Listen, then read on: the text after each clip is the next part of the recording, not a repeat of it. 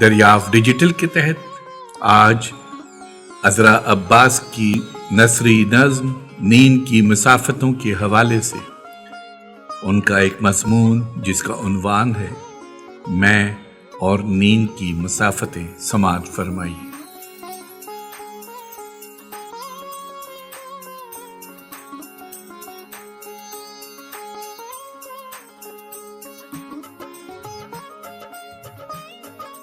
وقت اور آگے بڑھ گیا تھا، میں آگے بڑھ رہی تھی، بہت سی نئی چیزیں بھی میری تنہائی میں شامل ہو رہی تھیں۔ خیالوں کو قابو میں لانا اگرچہ کہ مشکل نہیں تھا، لیکن اس کے باوجود بے چینی بڑھتی جا رہی تھی، ایک ایسی بے چینی جو برحق کی ہو سکتی ہے۔ مجھے ہر لمحہ کسی کا انتظار رہتا، جو انتظار بڑھتا جا رہا تھا، بے چینی بڑھتی جا رہی تھی۔ اس بے چینی کے دوران اچانک میرا سامنا محبت سے ہو گیا۔ محبت کے ذائقے نے میری بے چینی کو اور بڑھاوا دیا۔ اب تو خیالوں کا ایک ہجوم تھا، اتنا کہ میں خود کو سنبھال نہیں پا رہی تھی۔ لفظ جو سنائے نہیں جا سکتے تھے، لفظ جو لکھے جا سکتے تھے۔ جو محبت کے اسرار و رموز مجھ پر کھل رہے تھے، خیالوں کا ہجوم بڑھتا جا رہا تھا۔ نت نئے خیال ایک سمندر کی طرح ٹھاٹے مارتے ہوئے۔ مجھے پتا تھا غزل ان خیالوں کا ساتھ نہیں دے سکتی، لیکن پھر بھی ان خیالوں کو ایک کوزے میں ڈالنا چاہتی تھی۔ آخر وہ کوزہ مجھے مل گیا۔ نثری نظم کی فارم میرے سامنے آئی اور میں نے اسے لبیک کہا، لیکن ابھی دشواریاں تھیں، دشواریاں بڑھ گئی تھیں۔ اس شاعری میں مصرع بننا بہت مشکل تھا۔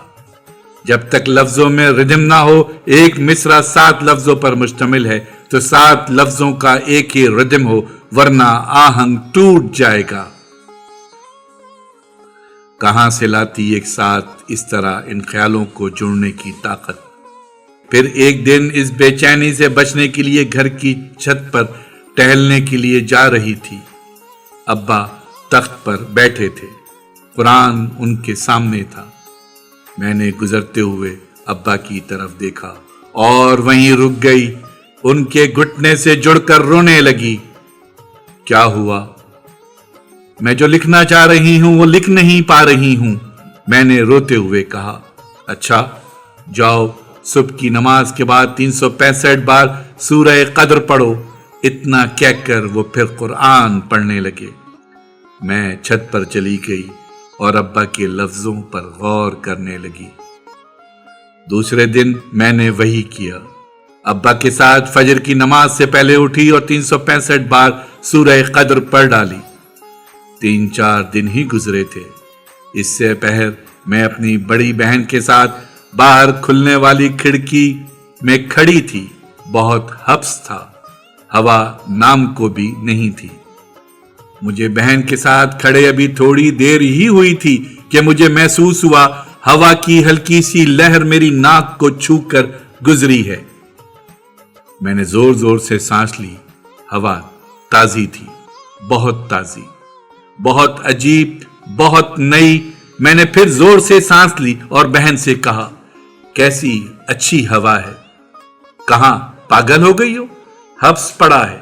میں نے دیکھا واقعی اس ہوا نے میرے چہرے، میرے ہاتھوں کو، میرے جسم کو نہیں چھوا تھا، وہ تو صرف میرے نتنوں کے نیچے سے گزری تھی۔ میں زور سے سانس لیتی رہی۔ بہن ٹھٹک کر مجھے دیکھ رہی تھی۔ پھر میں وہاں سے ہٹی۔ اب قلم میرے ہاتھ میں تھا اور کاغذ پر لفظ لکھ رہا تھا۔ پانیوں پہ چلتے ہوئے پاؤں ہمارے ہی تھے۔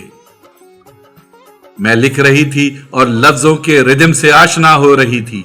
میں لکھ رہی تھی اور میرے سینے میں ٹھنڈی پھوار پڑ رہی تھی، جو برہا کی طویل راتوں کے ختم ہونے کا اعلان کر رہی تھی۔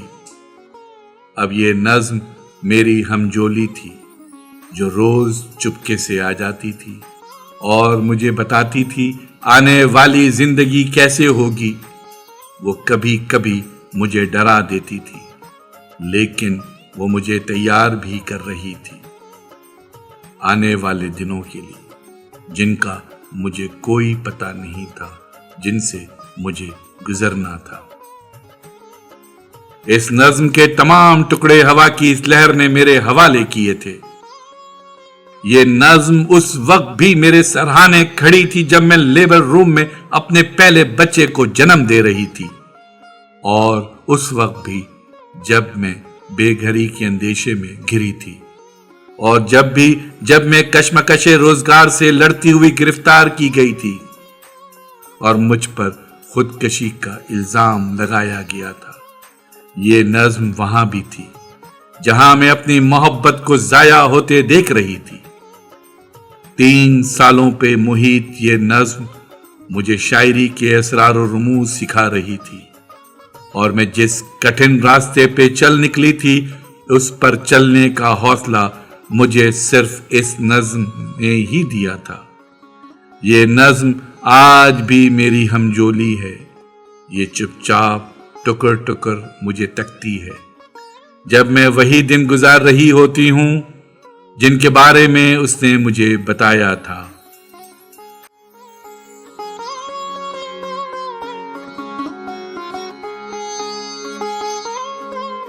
آواز و پیشکش ظفر جمیل۔